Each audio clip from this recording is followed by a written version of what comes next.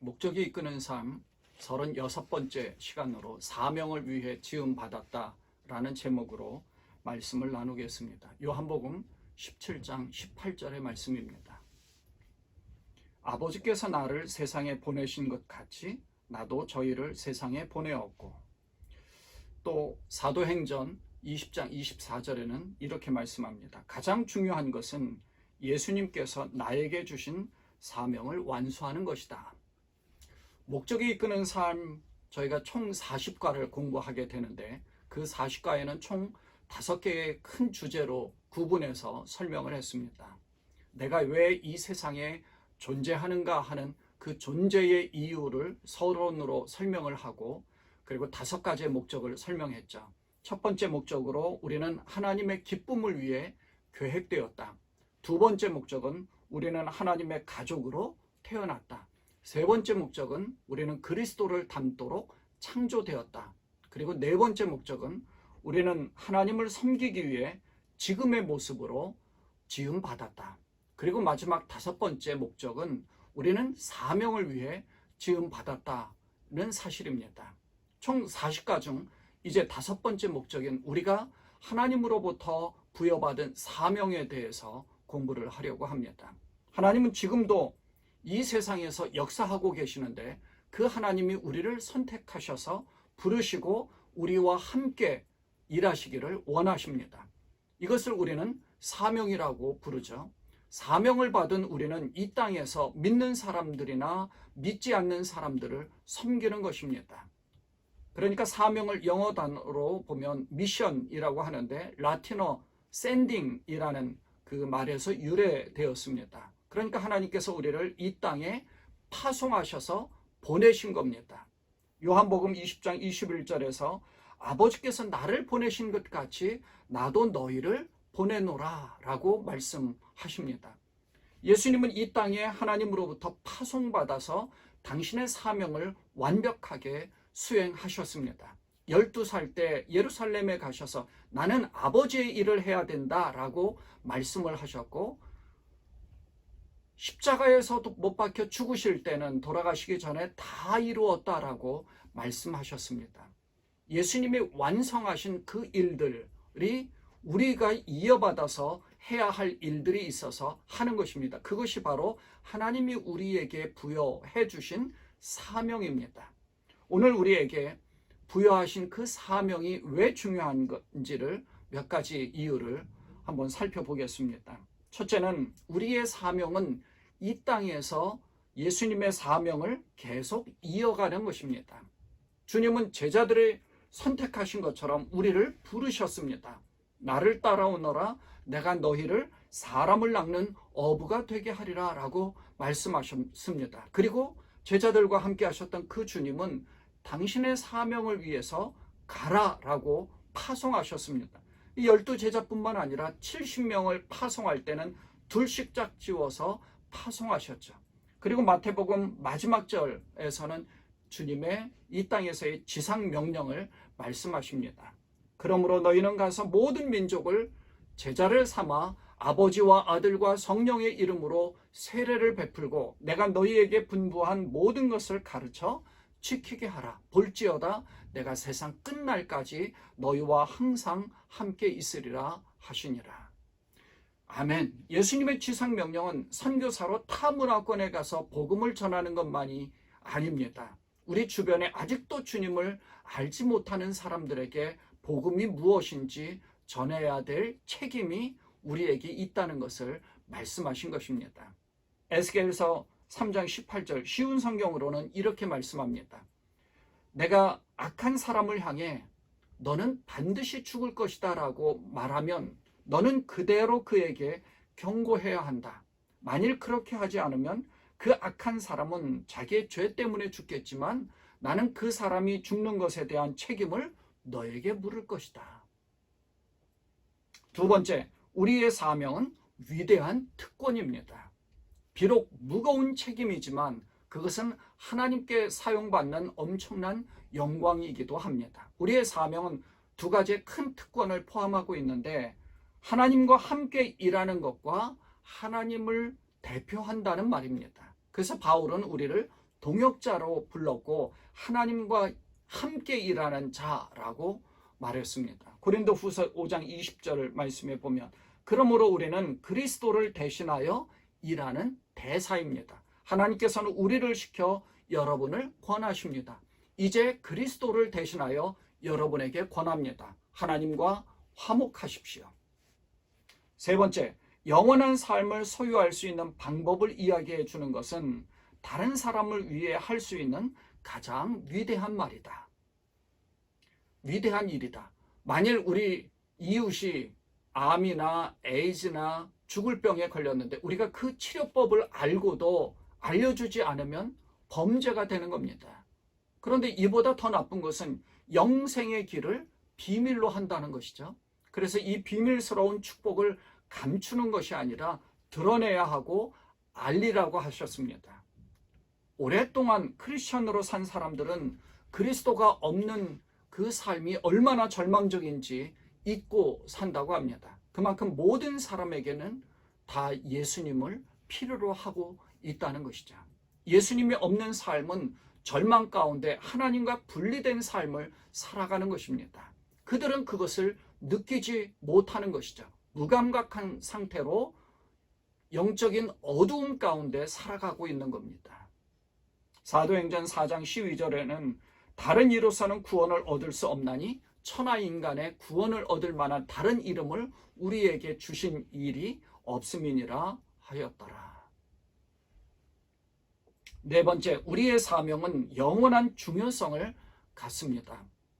그것은 다른 사람들의 영원한 운명에 영향을 끼칠 것입니다. 그래서 이 사명은 그 어떤 직업, 성취, 그리고 우리가 이 땅에서 이루게 될 어떤 목표보다도 더 중요합니다. 우리의 사명에 대한 결과는 영원히 남을 것입니다. 다른 사람들이 하나님과 영원한 관계를 맺도록 도와주는 것보다 더 중요한 일은 없기 때문입니다.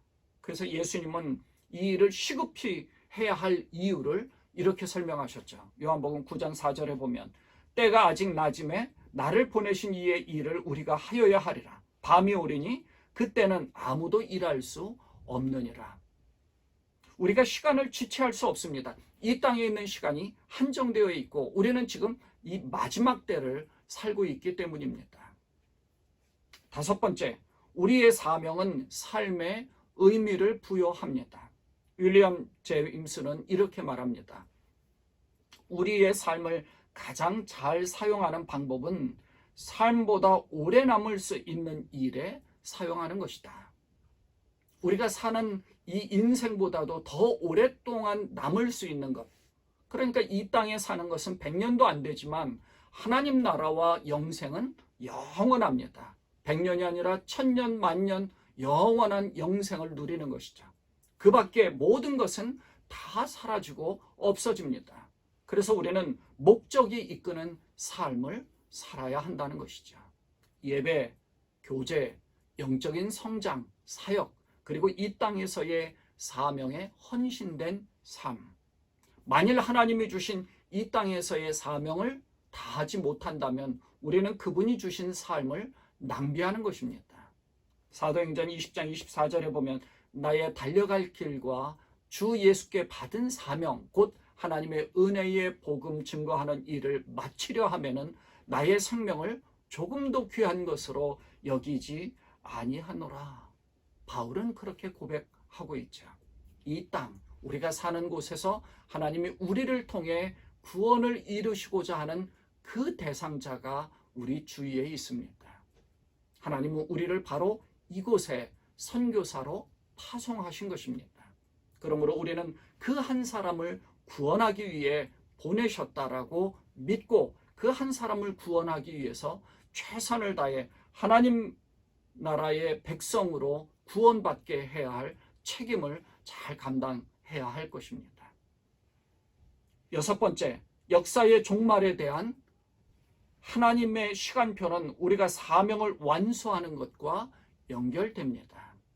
종말의 시간이 우리에게 다가와 있죠. 많은 사람들이 종말이 언제인지, 말세가 언제인지 굉장히 관심을 많이 갖습니다. 이 종말은 2000년 전인 예수님 때에도 마찬가지로 굉장한 관심을 가졌죠. 그래서 많은 사람들이 다 예수님에게 이것을 궁금해해서 물어봤습니다. 그러나 예수님은 이렇게 말씀하셨죠. 사도행전 1장 7절 8절에 보면 때와 기한은 아버지께서 자기의 권한에 두셨으니 너희의 알 바 아니요 오직 성령이 너희에게 임하시면 너희가 권능을 받고 예루살렘과 온 유대와 사마리아와 땅끝까지 이르러 내 증인이 되리라 하시니라. 때와 기한은 아버지께서 자기의 권한에 두셨다고 했습니다. 그러니 너희의 알 바 아니라고. 그리고 오직 해야 할 일들을 하라고 말씀하셨죠. 언제 종말이 올지에 대해 관심을 기울이지 말고 오직 증인이 되어서 맡겨진 이 사명에 집중하라고 말씀하신 겁니다. 예수님도 직접적으로 마태복음에서 이렇게 말씀하셨어요. 그러나 그 날과 그 때는 아무도 모르나니 하늘의 천사들도 아들도 모르고 오직 아버지만 아시느니라. 예수님도 모르신다고 하셨는데 그 하나님의 아들 되신 그 예수님이 모르시는 것을 내가 안다라고 나서는 사람들이 있어요. 그렇게 현혹하는 많은 사람들이 있는데 그 안다라고 하는 모든 사람들은 다 가짜입니다. 왜냐하면 예수님도 모르신다고 하셨거든요. 예수님도 모르신다고 했는데 내가 안다, 날짜를 계산해 보니 이렇다라고 말하는 것은 현혹하는 가짜 선지자입니다. 사기꾼이죠. 그러므로 맡겨진 사명을 충실히 감당하는 이 일에 우리는 최선을 다해야 할 것입니다.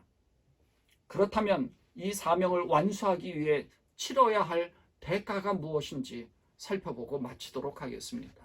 사명을 완수하려면 우리의 목표를 버리고 우리의 삶에 대한 하나님의 계획을 받아들여야 합니다. 그저 되는 것이 아니라 내가 가지고 있는 내 권리, 기대, 꿈, 내 계획들을 주님에게 양보해야 합니다.